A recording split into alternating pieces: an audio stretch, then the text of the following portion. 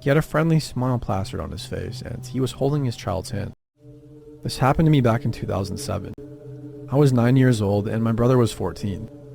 My mom had sent us out of the house with about $30 to go to a movie and maybe get a bite to eat afterwards.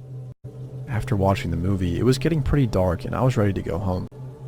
My brother wanted to get something to eat first and we agreed to walk to McDonald's, which was only a couple of blocks from the movie theater. On our way there, we were stopped and approached by a man. He had a friendly smile plastered on his face and he was holding his child's hand. There didn't seem to be anything off about him. He was average looking and seemed to be nothing more than a father having a day out with his son.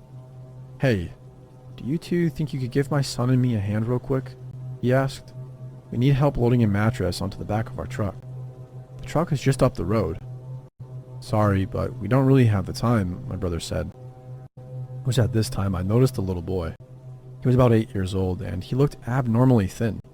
He had a blank expression on his face and wore clothes that were much too big for him. I turned my attention back to the man, who was now mumbling to my brother about how it would only take a second. My brother kindly declined to get in. Being the helpful kid that I was, I joined in with the man and tried to persuade my brother that we should help them out. I turned to my brother, who was now staring down at the little boy. My brother had a disturbed expression on his face. As he looked down at the child stared back at my brother blankly.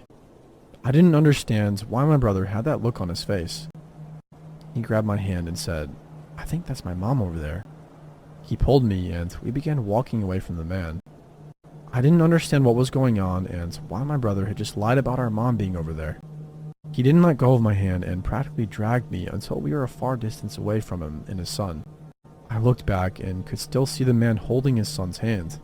Only now he wasn't smiling anymore. He had a look of fury on his face and he yanked the little boy by the arm and they walked away.